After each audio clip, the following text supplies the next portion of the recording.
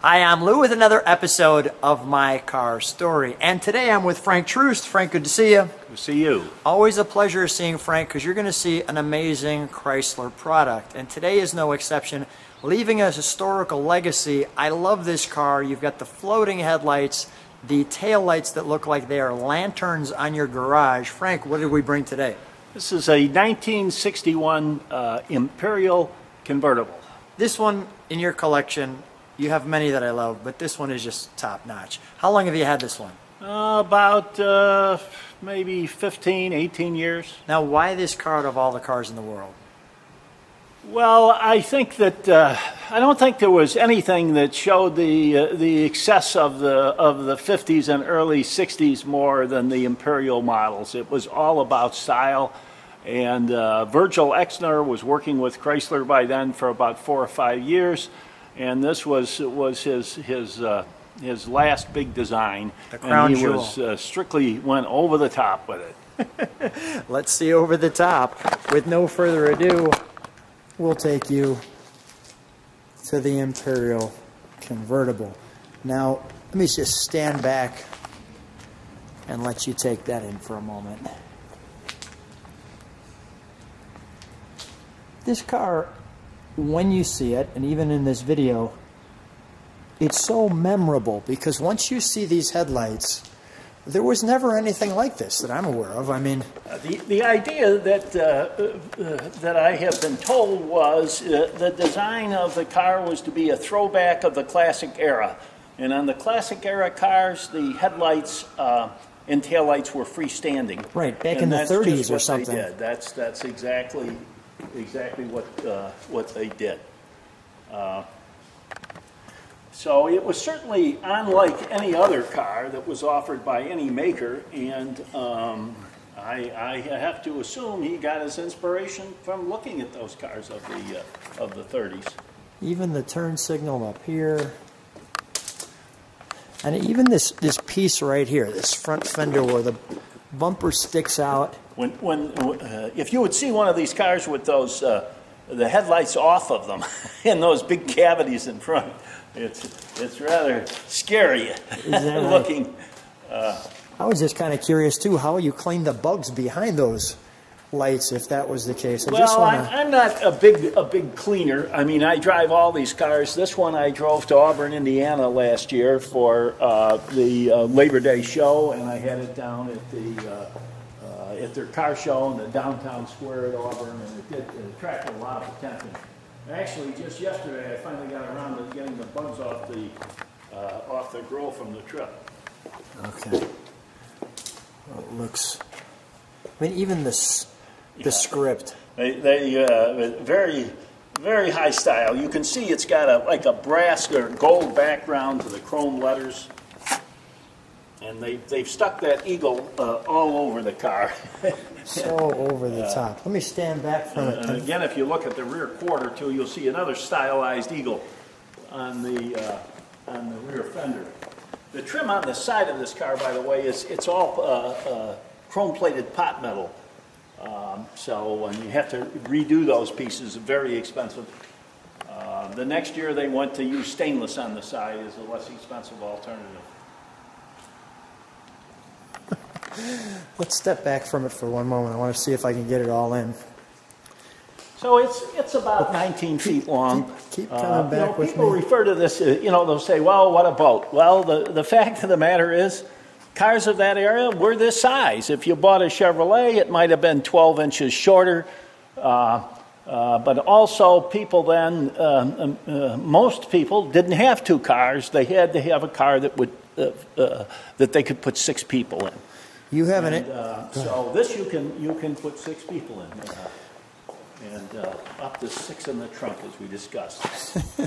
Look at the taillights and how they. So that's probably the most photographed aspect of the car, is that taillight.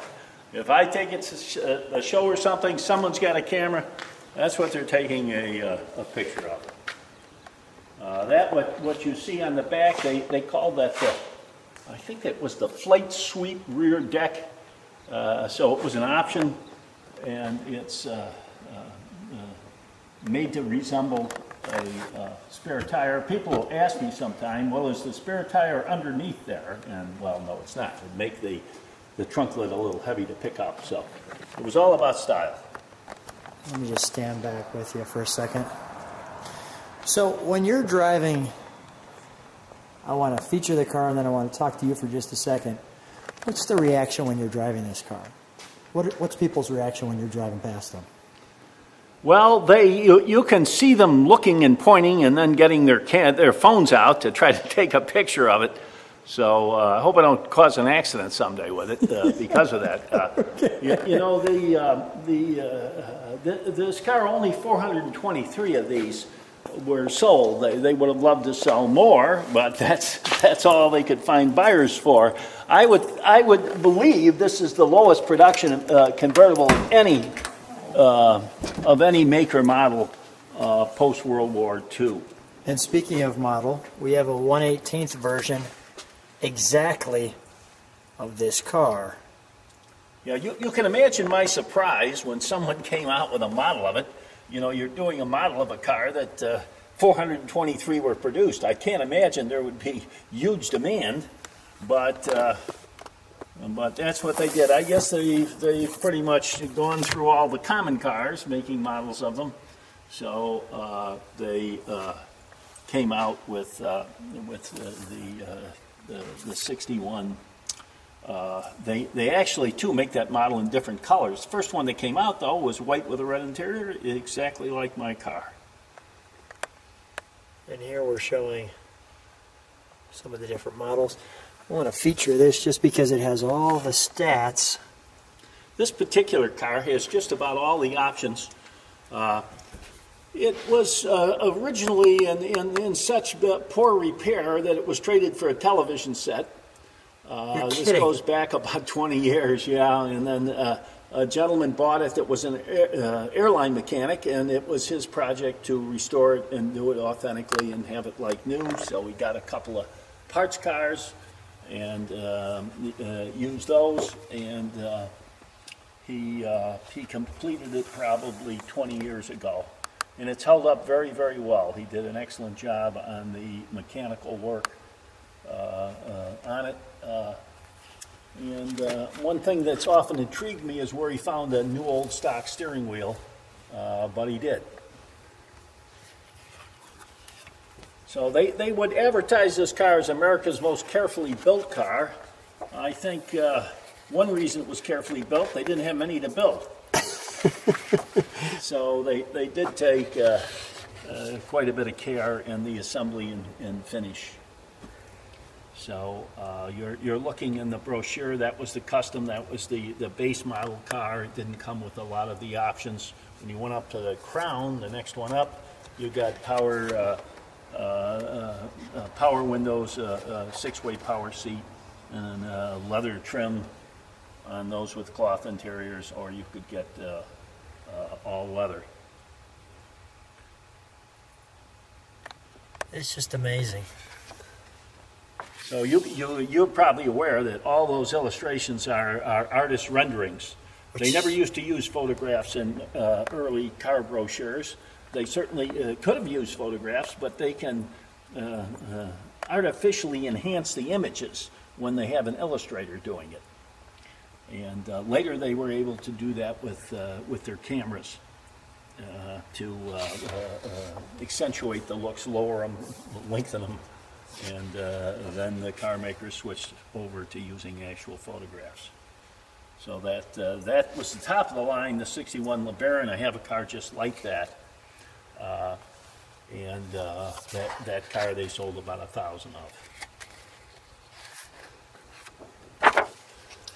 And here's some of our options. Shows you, yeah, your many of the options. There weren't a whole lot of options on it. The automatic headlight dimmer, which this car has, the power vent windows, power door locks, the power aerial. Of course, power steering and brakes would have been standard on all three models. They also had, it also has cruise control, which would have been a rare option in 1961. That's wonderful. All right, we'll close that. Let me just do one thing. I don't know if I got that or not. Look at the headlights.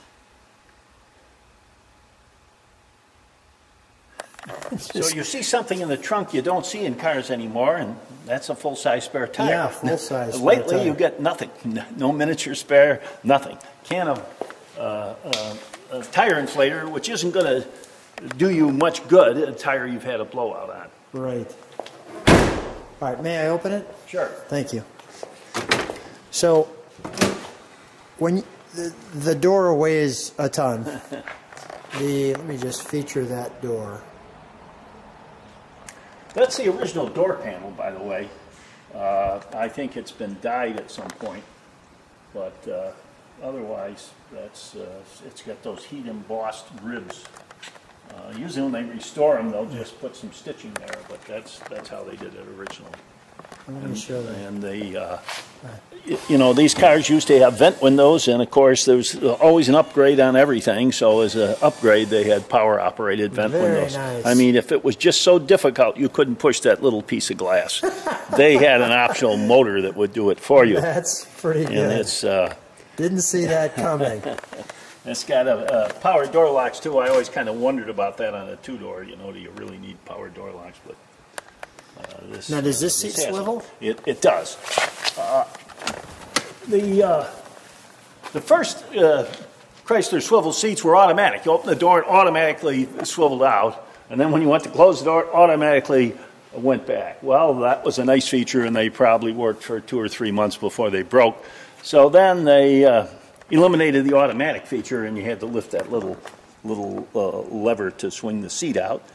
I think part of the idea is there a lady could get in and out of the car in a more modest fashion, was their thinking, or it just could have been just some kind of a gimmick or something that the other makers didn't have. Of course, other manufacturers in time made swivel seats available for a period of time. I know Ford, I think, on its Thunderbird had a swivel seat.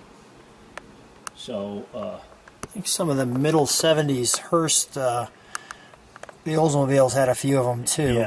Yeah. I mean, such a great idea. Too, had them in 60, I believe, 61. Swivel seat was standard. I've never seen anybody with swivel seats in the car actually use them. I mean, it's just... It's a nice thing to have, and then you don't use it. You know, I mean, you see them swivel in and out very, you know, easily without the aid of the seat turning as well.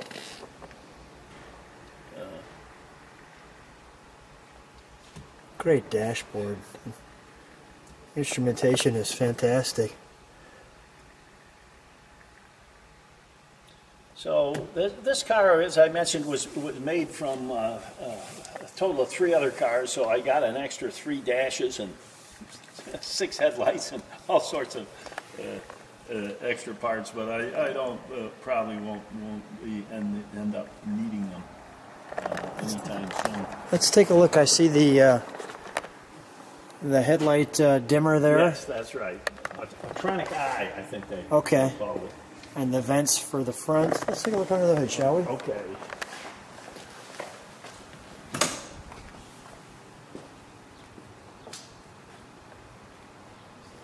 Now, while you're grabbing that, I just do want to show. Stay tuned to the channel because we videoed that one. But there is that LeBaron Imperial too. All right.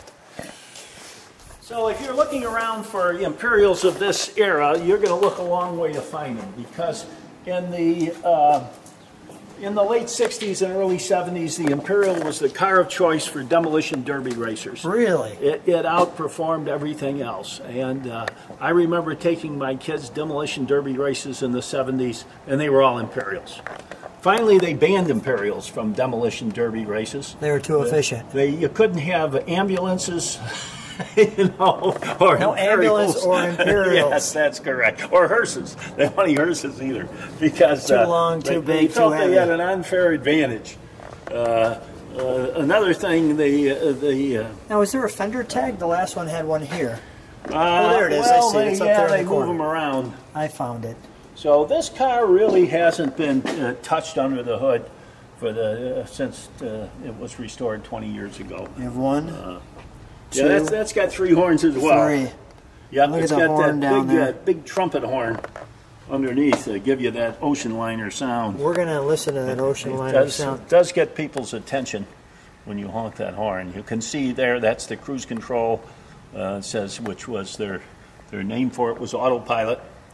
I think Chrysler invented the cruise control, and maybe the first year for that was 58 or 59. I'm going to jump right inside. And it still works. Not quite like a modern cruise control, because it's the modern ones are all electronic. Well, that's kind of a combination of mechanical and electronic. There's points inside of it. Now your braking system here looks like it's the squeeze compress kind here. You know, I don't really know. I do know about every one of these. I've gotten that brake booster rebuilt at one point. Yeah, this one you want to make sure it stops. All right, let's fire it up, shall we? Sure.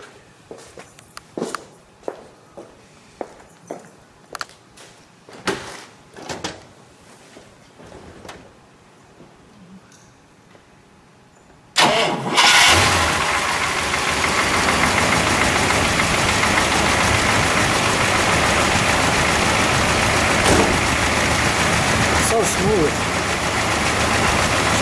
Well, Chrysler's strong point was always their engineering and their motor.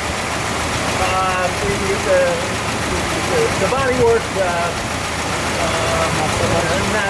as much as GM and Ford, which were much larger. But the engines were always very sound.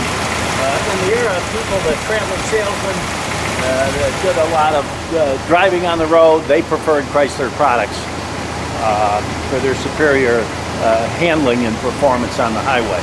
So we're going to beep that horn, and if you could kick it down, we'll let it idle. We'll kick it down. We'll let it idle, and I want to show those tail lamps too.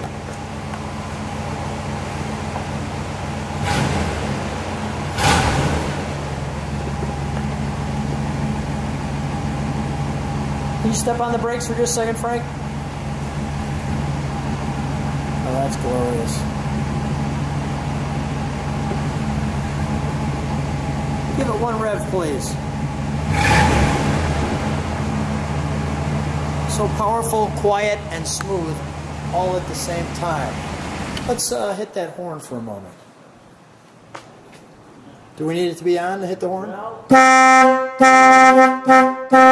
Got it.